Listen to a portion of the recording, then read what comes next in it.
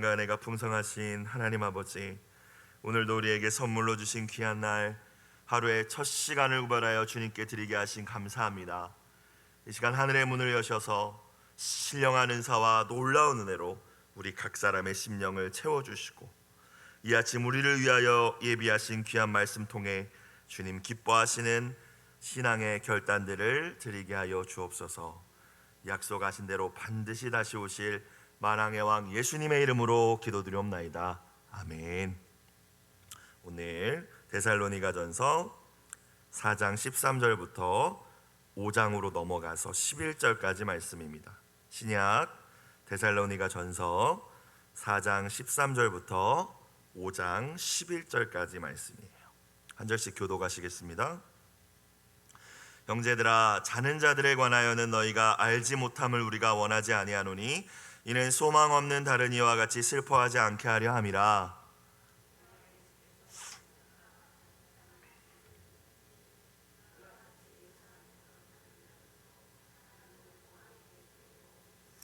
우리가 주의 말씀으로 너희에게 이것을 말하노니 주께서 강림하실 때까지 우리 살아남아 있는 자도 자는 자보다 결코 앞서지 못하리라.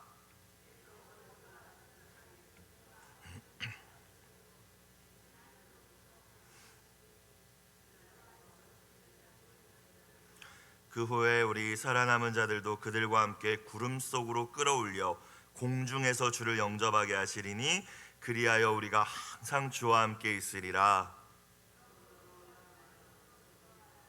5장으로 넘어가서요.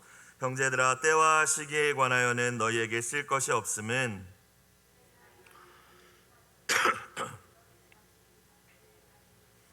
그들이 평안하다 안전하다 할 그때 임신한 여자에게 해산의 고통이 이름과 같이 멸망이 갑자기 그들에게 이르리니 결코 피하지 못하리라.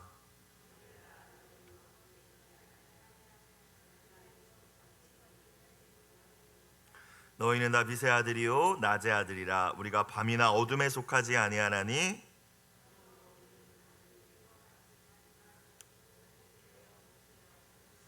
자는 자들은 밤에 자고 취하는 자들은 밤에 취하되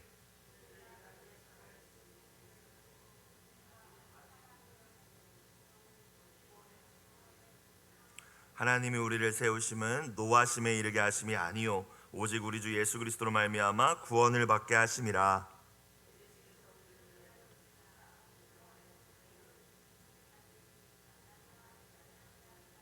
함께 읽습니다. 그러므로 피차 권면하고 서로 덕을 세우기를 너희가 하는 것 같이 하라. 아멘. 바울 목사님은요, 유대인들의 강한 핍박과 방해 때문에 이 데살로니가에서 오래 머무를 수가 없었습니다. 그래서 이 성도들에게 아마 말씀을 충분히 전할 그런 시간이 부족했을 거예요. 그래서 신학적이고 교리적인 체계가 이 데살로니가 성도들에게는 조금 부족했던 것 같아요. 그러다 보니까 이 예수님 재림에 대해서 오해하는 성도들이 있었던 것 같습니다. 뭐 이런 오해들이 있었어요. 예수님이 곧 오시리라 하셨으니까, 예수님께서 내가 곧 오리라 하셨으니까 예수님이 곧 오셔서 세상이 다 끝난다면 아우 내가 뭐하러 성실하게 일해야 되냐, 회사 왜 가야 되냐, 공부 왜 해야 되냐 이거죠. 열심히 살 필요가 없다 그러면서 아무것도 하지 않은 성도들이 교회 안에 있었고요. 어제도 그 말씀을 잠깐 드렸습니다.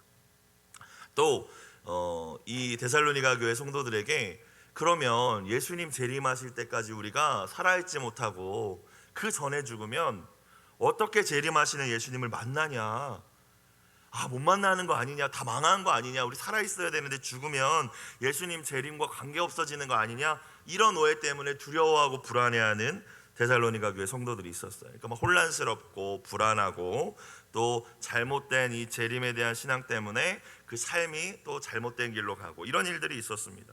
바울이 데살로니가 교회 성도들을 여러 가지로 칭찬했지만 이 부분을 또 들었기 때문에 오늘 말씀을 통해서 그들의 이러한 잘못된 이해를 바로 잡아주고 있죠. 13절 말씀 다시 볼게요. 4장 13절. 형제들아, 자는 자들에 관하여, 예수님 믿다가 먼저 육신의 죽음을 맞이한 이들을 자는 자들이라고 하네요. 너희가 알지 못함을 우리가 원하지 아니하노니, 쉽게 말하면 너희가 알아야 된다. 예수님 믿다가 먼저 죽은 자들, 재림 이전에 죽은 자들이 어떻게 되는 것인지 너희 알아야 된다, 이 말씀이에요. 왜냐하면 13절 후반부에 보니까 모르면 이는 소망 없는 다른이와 같이 슬퍼하지 않게 하려 함이라. 소망 없는 다른이, 예수님 모르고 부활에 대해서 제대로 모르고 이런 사람들 같이 물론 사랑하는 사람들이 먼저 천국에 갔을 때 슬퍼하지 말라는 말씀이 아니라 슬픔에만 빠져 절망하지 말라는 뜻이죠.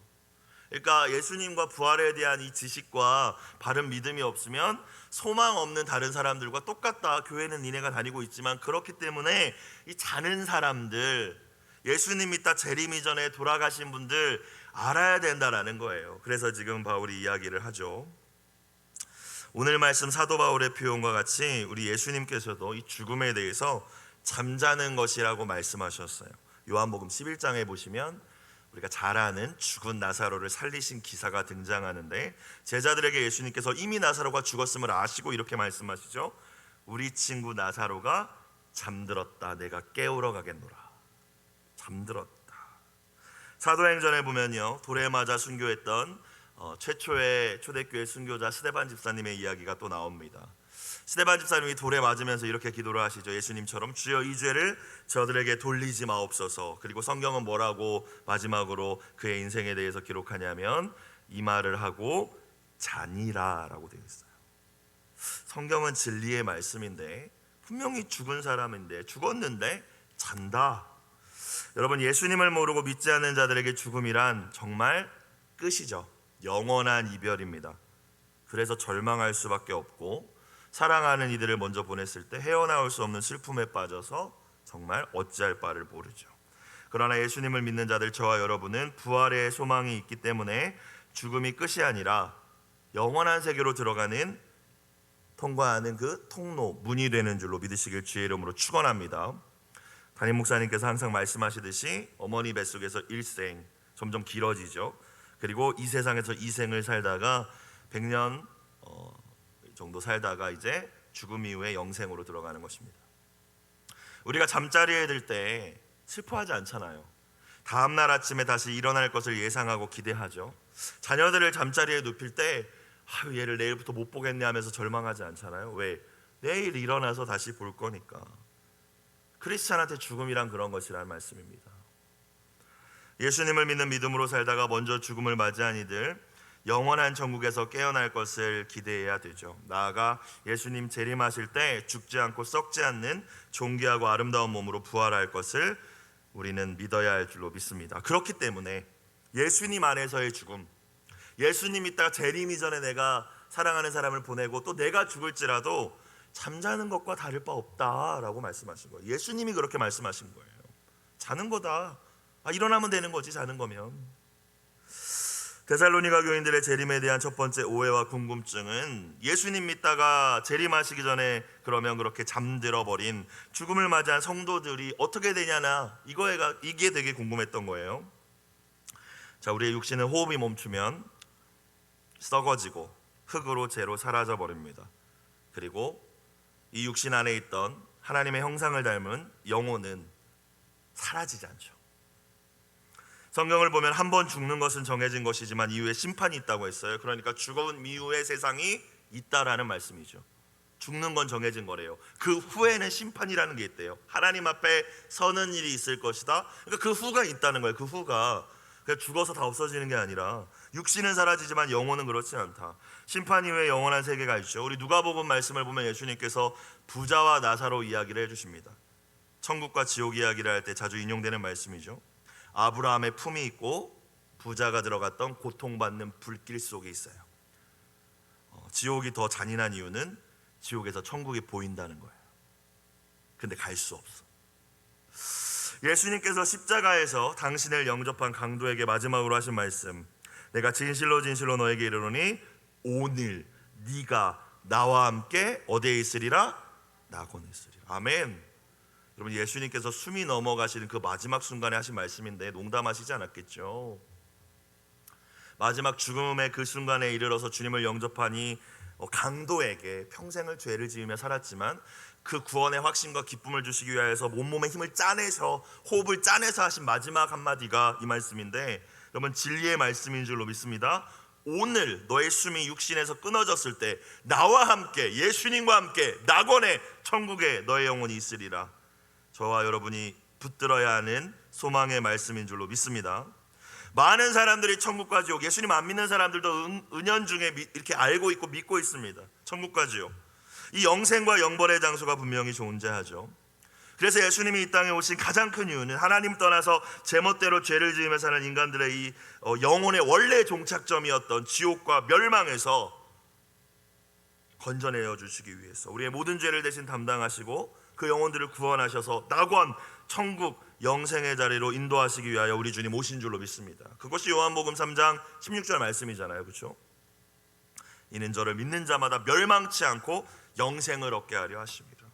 자, 그러면 우리와 우리의 사랑하는 사람들이 예수님을 믿다가 재림 이전에 죽음을 맞이한다면 지금까지 말씀드린 대로 그 영혼은 낙원, 천국이라고 부르든 낙원이라고 부르든 예수님 함께 계시는 그곳에 가서 그 영이 예수님과 함께 거하며 쉼을 누리게 될 거예요. 사도 바울은 이것을 셋째 하늘이다라고 표현하고 있습니다, 성경에서.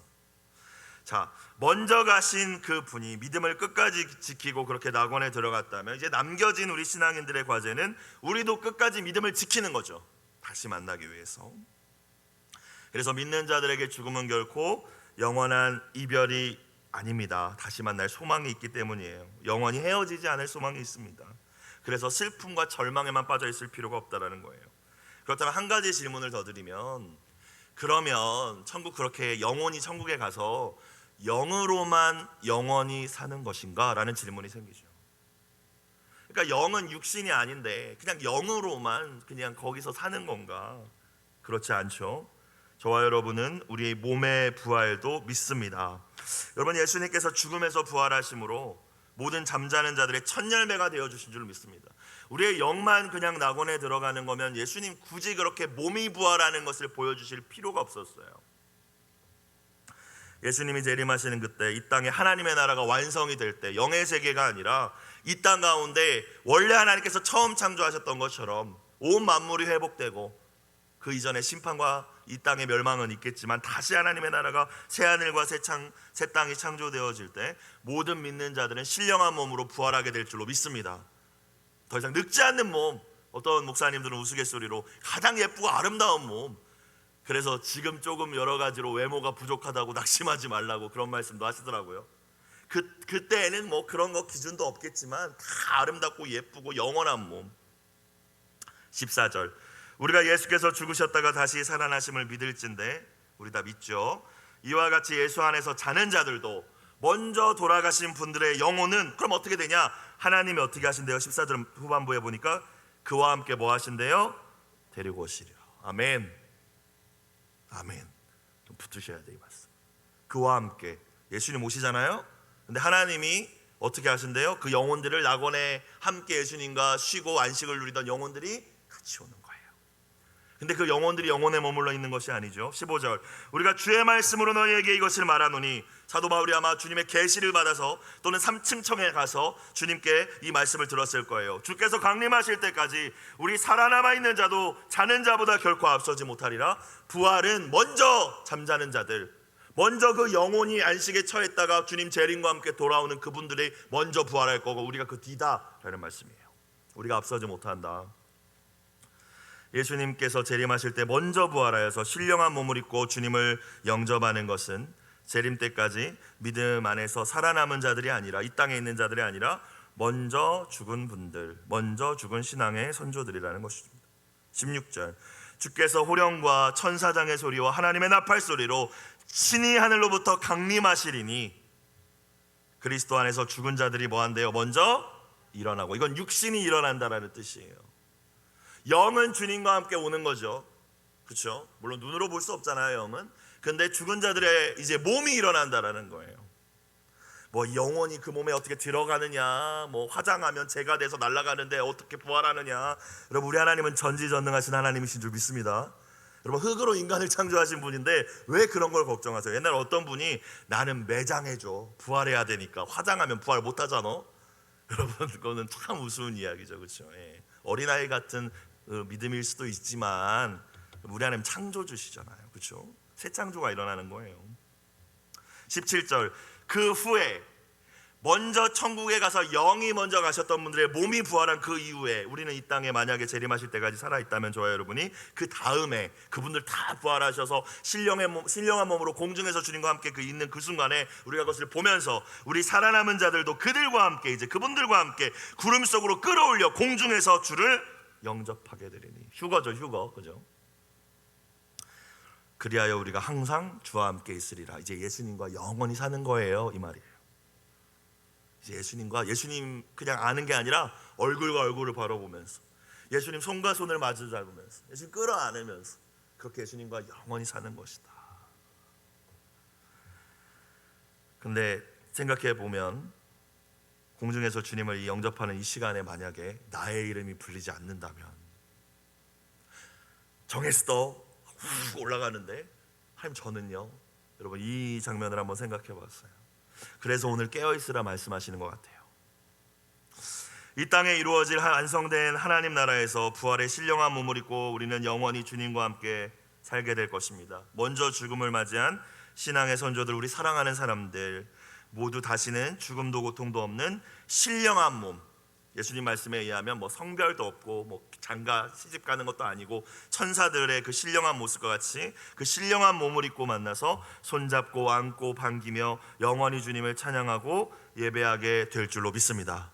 이 자리에 계신 분들은 그래서 영원히 함께하는 분들이에요. 그렇죠? 영원히 우리는 함께할 사람들이기 때문에 이 땅에서도 우리가 함께 사랑해야 되는 거예요. 그렇죠? 18절 그래서 바울이 뭐라고 해요? 그러므로 이러한 말로 서로 위로하라. 절망에 빠지고 죽음을 두려워하고 재림에 대해서 오해하고 있는 사람들 잘 가르쳐주면서 위로하라. 그렇다면 두 번째 궁금증입니다. 언제죠? 예수님 곧 오신다고 했는데 곧이 도대체 언제냐는 거예요.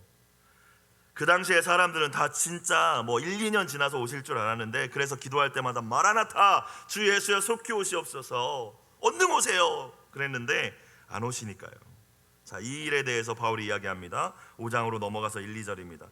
형제들아, 때와 시기에 관하여 너희에게 쓸 것이 없음은 주의 날이 밤에 도둑같이 이를 줄을 너희 자신이 자세히 알기 때문이라. 이미 바울이 이 부분에 대해서는 가르쳐 주었던 것 같아요. 알 수 없어.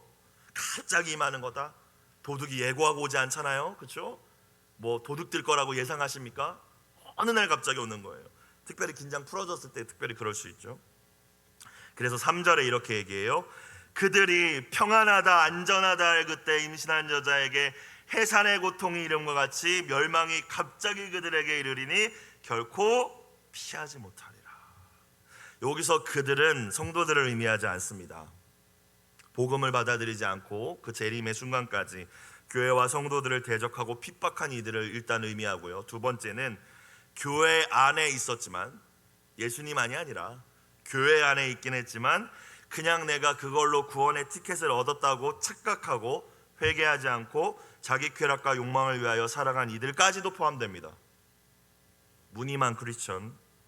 바울은 오늘 말씀에서 그런 사람들을 어둠에 속한 자들이라고 이야기하는데, 그들은 다 이 재림의 순간까지 마치 노아의 때와 같이 평안하다 안전하다 별일 없을 거다 무슨 일이 있겠느냐, 하지만 멸망이 임할 것이다. 그들에게는 재림이 멸망이라는 거예요. 4절 형제들아, 너희는 어둠에 있지 아니하매 그날이 도둑같이 너희에게 임하지 못하리니 너희는 다 빛의 아들이요 낮의 아들이라. 우리가 밤이나 어둠에 속하지 아니하나니. 저와 여러분은 빛 대신 하나님의 자녀라는 것이죠. 빛 대신 예수님을 모시고 사는 사람들이고 어둠에 속하지 않은 사람들입니다. 그렇기 때문에 저와 여러분에게 예수님의 재림은 멸망의 날도 아니고 전혀 예상치 못한 채 준비되지 않은 채 두렵게 맞이하게 될 것에 대해서 염려하실 필요도 없는 줄로 믿습니다. 그렇죠? 또 예수님께서 마태복음 24장에서 이 재림의 징조들에 대해서 말씀해 주셨죠. 거짓 그리스도, 거짓 선지자가 횡행하고 나라와 민족이 서로 치고 전쟁이 일어나고 지금처럼 지진과 기근이 계속 빈번히 일어나고 세상은 점점 악해져가고 불법이 성함으로 사랑이 식어지리라. 지금 우리가 살아가고 있는 때지 않습니까? 진짜 깨어있는 성도라면 마지막 때구나, 주님과 항상 동행하고 여러분과 같이 이 새벽에도 깨어서 주님 앞에 나오긴 힘쓰기 때문에 재림, 그날이 멸망의 날이 아니기 때문에 두려워하지 말라는 거예요. 우리 깨어있다 주님 맞이하면 되니까. 빛의 자녀들은 그렇다라는 것입니다. 날마다 말씀과 기도로 주님과 친밀한 교제를 하는 분들이라면요, 그냥 눈으로 보이지 않던 주님과 교제하다가 이제 부활의 주님을 눈으로 맞이하는 것뿐이에요. 그냥 재림은. 그리고 이제 영원히 사는 몸으로 변화되는 날이죠. 두려워하거나 염려할 필요가 없어요. 그렇죠? 근데 안타까운 것은 아직 믿지 않는 분들이 안타까운 거잖아요. 그렇죠? 빛의 자녀들은 우리가 그래서 예수님의 재림을 맞이하는 바른 자세에 대해서 바울은 6절 이후에 얘기합니다. 6절. 그러므로 우리는 다른 이들과 같이 자지 말고 영적으로 잠들지 말라. 여러분, 평생 영적으로 잠들지 않은 저와 여러분 되길 주님의 이름으로 축복합니다. 평생 잘 믿다가 마지막 순간에 영적으로 내 잠들어 있을 때 주님 오시면 어떡해요? 오직 깨어, 영적으로 바짝 깨어 정신을 차릴지라. 자는 자들은 밤에 자고 취하는 자들은 밤에 취하되, 여기서 밤이라고 하는 것은 점점 어두워져가는 세상을 의미합니다. 그 세상에 그냥 취해 산다는 거예요. 세상 향락 문화에 취해 산다는 거예요. 그러나 저와 여러분 8절, 우리는 낮에 속하였으니 정신을 차리고, 또 얘기합니다. 여러분, 정신 차려야지 주님 맞이하실 수 있어요. 믿음과 사랑에 호신경을 붙이고 구원의 소망의 투구를 쓰자. 에베소서에 등장하는 하나님의 전신갑주와 비슷한 표현이죠. 주님을 향한 믿음, 주님을 향한 사랑, 이게 가슴 보호대래요. 심장 보호대래요. 호심경. 내 심장을, 내 중심을 보호하고 있는지 점검하시고, 구원의 소망, 천국의 확신, 내 머리, 구원의 투구, 소망의 투구 나 쓰고 있는지 점검하면서, 내가 항상 내가 이것들을 점검하고 내가 무장하면서 정신 차리고 있어야 된다는 거예요. 성경은 우리에게 재림하시는 주님을 맞이하기 위한 자세로 깨어있으라라고 반복적으로 이야기합니다. 오늘도 정신 차리고 깨어있으라. 여러 가지로 다른 말로 표현한다면 슬기로운 다섯 처녀와 같이 등불과 기름을 준비하라는 것이죠. 여러분, 매일매일 성령 충만해야 될 줄로 믿습니다. 우리의 젊은 다음 세대가 안타까운 것은, 우리가 더 기도하고 권면해야겠지만, 수련회 같은 이벤트성의 신앙을 가졌다라는 거예요. 그러면 수련회 기간에 예수님 안 오시고 다른 때 오시면 어떡할 거냐는 거죠. 또한 깨어있다는 것은 하나님께서 기뻐하시지 않는 죄의 자리를 피하고 당장 떠나고 버리라는 말씀인 줄로 믿습니다. 여러분, 내가 술 취하고 방탕하고 성적으로 타락해 있는 그 자리에, 그 순간에 예수님 오신다면 어떡할 거예요?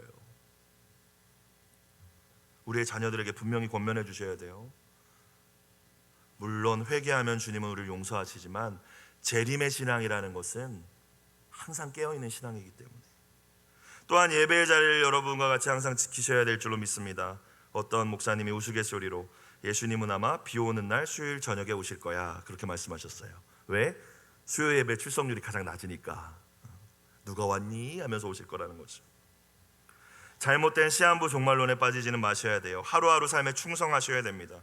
데살로니가 교회 성도들과 같이 그렇게 재림을 오해해서는 안 된다는 거예요. 주님은 밭에 있다가 데려감을 당하고 맷돌 갈다가 여인이 데려감을 당한다고 했어요. 재림하시는 주님을 기다린다고 해서 아무것도 안 하는 게 아니라 내 삶을 살다가 주님 부르심을 받는 거죠.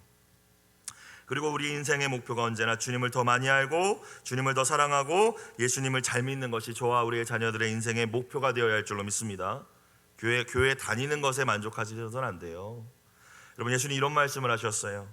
내가 너를 도무지 알지 못하니 불법을 행하는 자들아 내게서 떠나라. 주님, 제가 주님 교회 맨날 가서 교회에서 같이 예배도 드리고 말씀도 듣고 다 했는데요, 내가 너를 도무지 알지 못하니 불법을 행하는 자들아 내게서 떠나라. 종교생활한 모든 분들이 들을 이야기입니다. 예수님하고 관계가 없었어요. 예수님 사랑한 적이 없어. 그냥 만난 적이 없는 거죠. 그렇죠? 말씀과 기도를 통해서 교제한 적이 없는 거예요. 우리가 날마다 영적으로 잠들지 않고 날마다 깨어서 주님과 동행하는 삶을 산다면 결코 재림을 두려움으로 받아들일 이유는 없습니다. 왜냐하면 그날은 구원의 날이기 때문이고, 그토록 사모하는 우리 주님을 얼굴과 얼굴을 마주대하며 만나는 날이기 때문이죠. 그래서 오늘 말씀 5장 9절 이후에 바울은 이렇게 얘기합니다. 하나님이 우리를 세우심은 노하심에 이르게 하심이 아니다. 우리 심판받으라고 부르신 게 아니다. 오직 우리 주 예수 그리스도로 말미암아 구원을 받게 하심이다. 그러니까 우리들은 두려워하지 말고 오해하지 말라는 거예요. 재림에 대해서. 10절, 예수께서 우리를 위하여 죽으사 우리로 하여금 깨어있든지 자든지 자기와 함께 살게 하려 하셨느니라. 그냥 우리는 그렇게 생각하면 된다는 거예요. 아까 말씀드렸듯이 재림하시기 전에는 이 몸을 가지고 주님과 동행하는 거고, 재림하시면 부활의 몸을 가지고 주님과 동행하는 거고, 영원히 사는 거고. 마지막 11절, 그러므로 피차 권면하고 서로 덕을 세우기를 너희가 하는 것 같이 하라. 지금 잘하고 있는데 계속 그렇게 하라는 거예요. 특별히 신앙이 연약한 분들, 재림에 대해서 잘 모르는 분들, 죽음과 재림에 대해서 막연한 두려움만 가지고 있는 분들, 또는 전혀 신경 안 쓰고 사는 사람들에게 계속 권면해 주라는 거예요. 야, 우리 깨어 있어야지. 예배 자리 지켜야지. 우리 마지막 때 살잖아. 사랑하는 성도 여러분, 오늘 우리에게 선물로 주신 귀한 날이죠. 오늘은 어제보다 주님의 재림의 날이 하루 더 가까워진 줄로 믿습니다. 그렇죠? 우리 예수님 만날 날이 하루 더 가까워졌네요. 그래서 바울도 로마서에서 이렇게 얘기해요. 이는 이제 우리의 구원이 처음 믿을 때보다 가까워졌음이라. 예수님 오실 날은 점점 가까워지는 거예요. 그러면서 이렇게 얘기합니다. 낮에와 같이 단정행하고 방탕하거나 술 취하지 말며 음란하거나 호색하지 말며 다투거나 시기하지 말고 오직 주 예수 그리스도로 옷 입고 정욕을 위하여 육신의 일을 도모하지 말라. 이 말씀이 성 어거스틴을 변화시킨 말씀입니다. 재림의 신앙, 다시 오실 주님을 맞이하는 신앙, 너의 육신을 위하여 사는 것이 아니다. 그 주님 오실 것 예비하라는 말씀이죠. 오늘 매일 성경에 나와 있는 기도의 제목과 같이 주님과 영원히 함께할 그날에 대한 기대가 날로 날로 새로워지는 저와 여러분이 되시길 주의 이름으로 축원합니다. 너무 힘들고 또 육신이 아플 때 있을 수 있잖아요. 그때 진짜 소망은 주님이 이 문제를 해결해 주실 거야. 물론 그것도 소망이지만 주님 다시 오셔서 모든 걸 회복해 주시고 나를 안아 주실 거야. 이것이 우리가 궁극적으로 가져야 할 참 소망이 되는 줄로 믿습니다. 영원한 천국과 부활 영생의 소망 가지고 오늘 하루도 예수님의 재림을 사모하며 기대하며 깨어 승리하시는 여러분들 다 되시기를 주님의 이름으로 축원합니다. 기도드리겠습니다. 사랑과 은혜가 풍성하신 아버지 하나님, 오늘 말씀을 통하여 우리의 재림신앙 부활신앙을 점검하게 하시고 마지막 때를 살아가는 성도의 바른 자세를 깨닫게 하시니 감사합니다.